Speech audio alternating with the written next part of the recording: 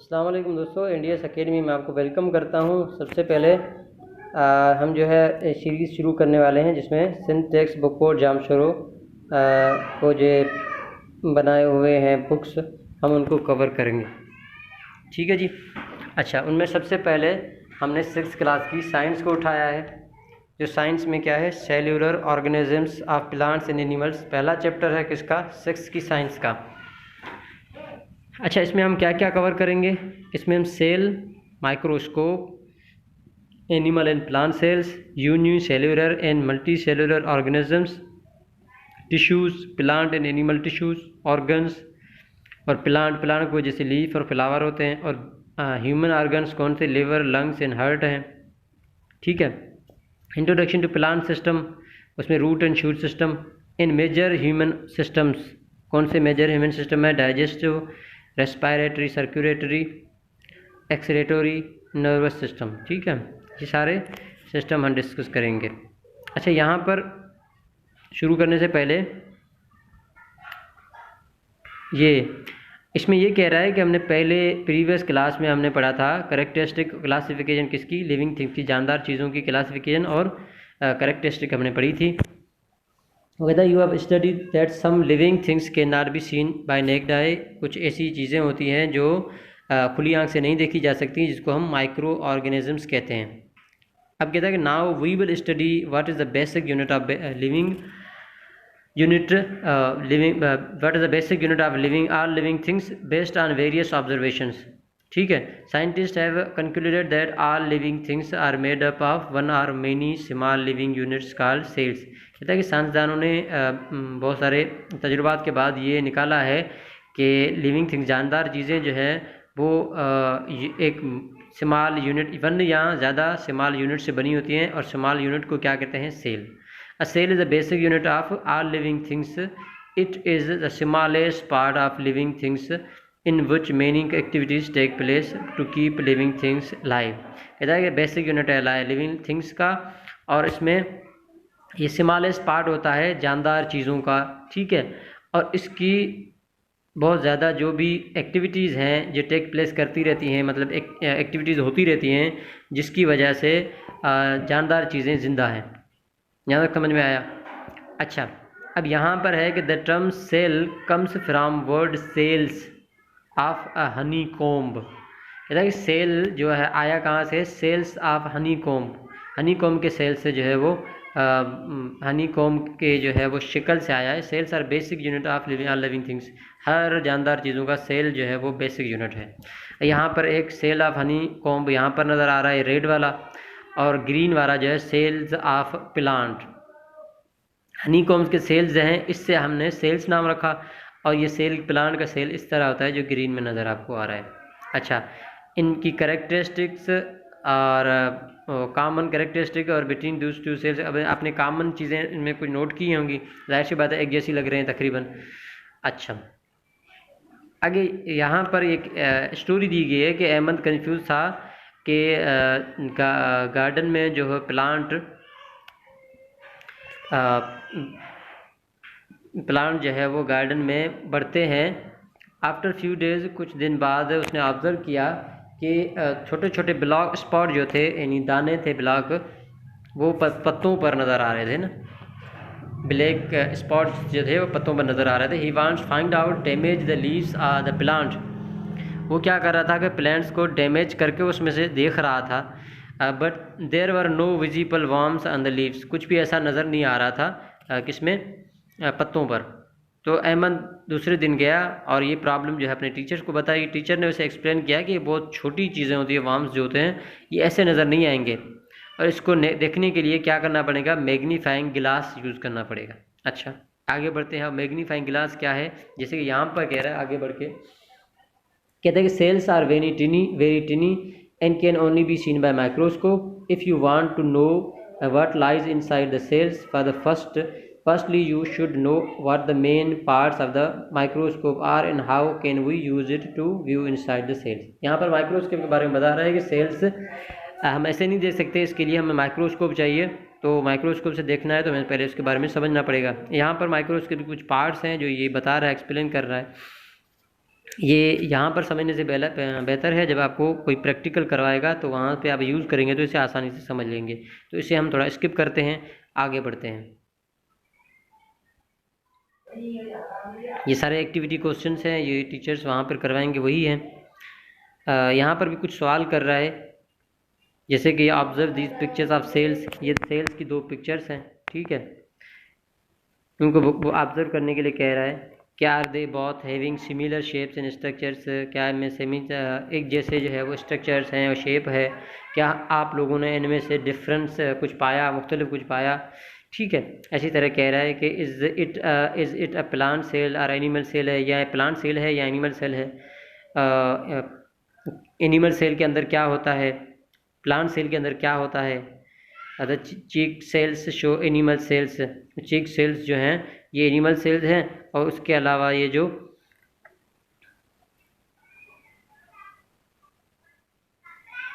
Onion cell जो है represent करते हैं प्लांट सेल को। अच्छा, आगे हम पढ़ेंगे तो ज़्यादा बेहतर से समझेंगे। यहाँ पर कहते हैं कि inside a typical animal cell, एक एनिमल सेल के अंदर क्या होता है। The properties functions main of the part of the animal cells. अच्छा, अब ये देखें कि ये है आपका एनिमल सेल, जिसमें सेल मेम्ब्रेन जो बाहर से दीवार होती है उसको हम सेल मेम्ब्रेन कहते हैं। अंदर जो येलो कलर का जो बड़ा वाला है इसको साइटोप्लाज्म कहते हैं। उसके अंदर जो है न्यूक्लियस है, ठीक है। और उसके बाहर जो साइटोप्लाज्म में बहुत सारी चीज़ें हैं, जैसे कि वैक्यूल है ब्लू कलर वाला, ठीक है। उसके अलावा ये है मिटोकॉन्ड्रिया, ये मिटोकॉन्ड्रिया है, ठीक है। तो इस तरह का स्ट्रक्चर है किसका, ये एनिमल सेल का। अच्छा, आगे इसके बारे में मज़ीद पढ़ते हैं कि सेल मेम्ब्रेन क्या है। It is a thin partially permeable layer around the cell, being partially permeable it only allows some substances to pass through it but stops other. Permeable का मकसद ये है कि छोड़े, आज़ाद करे, मतलब जिसमें से कोई चीज़ गुज़र सके ना। कहता है कि बाहर की थिन यानी जो है वो बहुत ज़्यादा मोटी नहीं है, ठीक है। पतली दीवार है, लेयर है सेल की, ठीक है। इसमें से कुछ एटम जो है वो एलिमेंट्स गुज़र सकते हैं, बाकियों को ये रोक देता है। अच्छा, उसके बाद साइटोप्लाज्म। साइटोप्लाज्म क्या है, ये जो बड़ा वाला रेड जो बड़ा ये यहाँ पर ये लिखा हुआ है ना साइटोप्लाज्म, तो ये बड़ा वाला साइटोप्लाज्म है। अच्छा, साइटोप्लाज्म क्या है, कहता है कि cytoplasm it is a jelly like substance, jelly की तरह एक सब्सटेंस होता है which fills up the cell and contain many chemicals, और ये सेल को भर देता है। उसके अलावा इसमें बहुत सारे केमिकल्स होते हैं। Hence many chemicals reaction take place in it. अच्छा, बहुत ज़्यादा केमिकल रिएक्शंस जो होते हैं इसी में होते हैं। It also contains vacuoles and nucleus. अब जाहिर सी बात है ये जो वैक्यूल्स, ये न्यूक्लियस है बड़ा, ठीक है। और उसके बाद ये वैक्यूल जो ग्रीन वाला ये जो है वैक्यूल है, ये दोनों इसमें होते हैं, इसी में होते हैं साइटोप्लाज्म में। अच्छा, ये किसकी बात है, साइटोप्लाज्म की बात होगी। अब कहता है कि vacuoles these are spaces contain air, और ये स्पेस होता है सिर्फ एक जगह होती है, जैसे बुलबुला बन जाता है ना, इस तरह का बुलबुला, उसमें हवा होती है। लिक्विड आर फूड पार्टिकल्स, उसमें लिक्विड भी हो सकता है या फूड पार्टिकल्स भी हो सकते हैं, फाउंड इन द साइटोप्लाज्म, जो साइटोप्लाज्म में होते हैं। These vacuoles are small and numerous. हमने बात पहले से की साइटोप्लाज्म में क्या होते हैं, ये वैक्यूल है। और इसमें क्या वैक्यूल क्या है, वैक्यूल जो है वो कंटेन एयर करते हैं, या इसमें एयर होती है, ये लिक्विड होता है, या फूड पार्टिकल्स होते हैं, ठीक है। These vacuoles are small and numerous, ये होते हैं छोटे होते हैं, ठीक है। अच्छा, उसके बाद nucleus, it controls the all chemical reaction of the cells, it contains chromosomes. अच्छा, ये कंट्रोल करता है केमिकल रिएक्शन जो भी सेल में हो रहे हैं, उसको ये कंट्रोल कर रहा होता है। कौन कंट्रोल कर रहा होता है, न्यूक्लियस। अच्छा, उसके अलावा इसमें क्रोमोसोम्स होते हैं, तो इतना समझ लो क्रोमोसोम क्या होते हैं, आगे पढ़ेंगे। ये लिखा पड़ा है chromosomes, these are thread like materials that are passed down from parents to their offspring। अच्छा, ये थ्रेड लाइक मटेरियल होते हैं जो क्या करते हैं, parents to their offspring, यानी कि जैसे कि जो पैदा करने वाला होता है, वहाँ से ऑफ स्प्रिंग यानी कि उसके औलाद में जाता है। The store chemical instruction needed to build the cell and control its functions. ये क्या करता है कि केमिकल इंस्ट्रक्शन जो ज़रूरी होती हैं सेल को बनाने में, उनको कंट्रोल करता है और उसके फंक्शंस को। अच्छा, inside the typical plant cell. अब यहाँ पर थोड़ा मुख्तलिफ है। अब आगे पढ़ते हैं ऊपर क्या कहता है। Plant cells also consist of a cell membrane, nucleus, vacuole and cytoplasm. वो सारी चीज़ें होती हैं लाइक इन एनिमल सेल की तरह। Their properties and functions in a plant cell are similar to those in an animal cell. इसकी जो खासियतें हैं, प्रॉपर्टीज़ हैं, वो सारी एनिमल में भी हैं। एनिमल सेल जो हमने पीछे पढ़ा है उसमें है। But they have some certain distinctive features which different from those found in animal cell. But इसमें कुछ चीज़ें हैं जो इसको मुख्तलिफ करती हैं किससे, एनिमल सेल से। वो क्या है, the properties the function of the distinctive part are given below. जैसे कि हमने न्यूक्लियस यहाँ पर ये लिखा है। क्लोरोप्लास्ट उसमें नहीं था, ये देखें क्लोरोप्लास्ट, ये क्लोरोप्लास्ट उसमें नहीं था। अच्छा, उसमें वैक्यूल जो था वो छोटा था, इसमें बहुत बड़ा है, ये देखें बहुत बड़ा है, लार्ज वैक्यूल है। अच्छा, जिस सेल मेम्ब्रेन की जो दीवार थी उसकी छोटी थी, इसकी बड़ी है। हम पहले समझ लेते हैं, आगे भी पढ़ेंगे इसको। अच्छा, उसके अलावा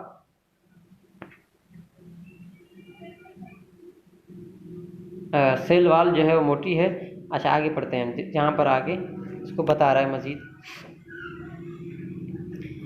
कहता है कि chloroplast these are tiny discs containing a green substance called chlorophyll. Chloroplast में क्या होता है, एक डिस्क होती है जो ग्रीन सब्सटेंस, जिसको हम क्लोरोफाइल कहते हैं। Chlorophyll trap the sunlight that plants need to make food through the process of photosynthesis. अब फोटोसिंथेसिस के थ्रू जो है वो प्लांट जो है वो क्या करते हैं, वो खाना बनाते हैं। क्या करते हैं, सनलाइट को ट्रैप करते हैं, फिर क्लोरोफाइल के थ्रू जो है वो खाना बनाते हैं। क्लोरोफाइल के थ्रू सनलाइट ट्रैप करते हैं, उसके बाद वो खाना अपने लिए बनाते हैं फोटोसिंथेसिस प्रोसेस के थ्रू। अब ये क्लोरोप्लास्ट उसके लिए काम आता है पौधों में, ठीक है, प्लांट्स में। अच्छा, लार्ज वैक्यूल क्या है, it is a large and forms the biggest part of the cell. ये क्या करता है, पूरा बड़ा जो है वो सेल का फॉर्म जो है वो ये बड़ा है as compare to animal cell, और इसमें ज़्यादा हिस्सा ले लेता है सेल का। It fills with the cell sap which contains water and dissolved substances like sugar and salt. इसमें ये फिल करता है सेल को सेप के साथ। सेप क्या होता है, जिसमें वाटर होता है और डिज़ॉल्व सब्सटेंसेस होते हैं, जैसे कि जो डिज़ॉल्व हो सकें, शुगर और साल्ट, नमक और चीनी। The cell sap makes a plant cell firm by taking in water.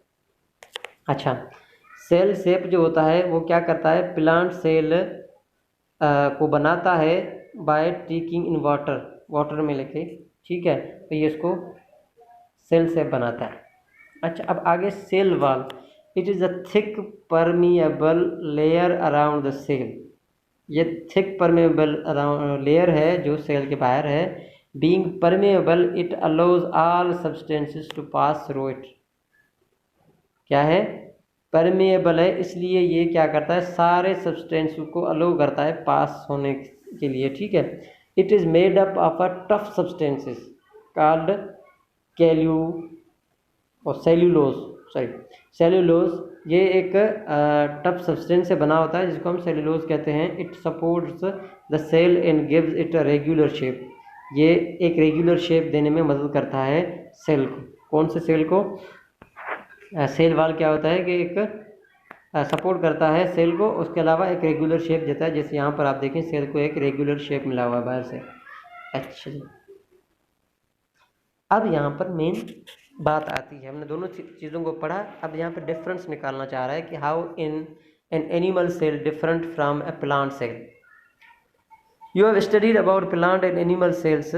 Observe the diagram of typical plant and animal cells by looking at the structure of their cells. अब यहाँ पर आप cell के दोनों देखें तो इसको आपको डायग्राम में और सारी चीज़ों में फ़र्क नज़र आ जाएगा।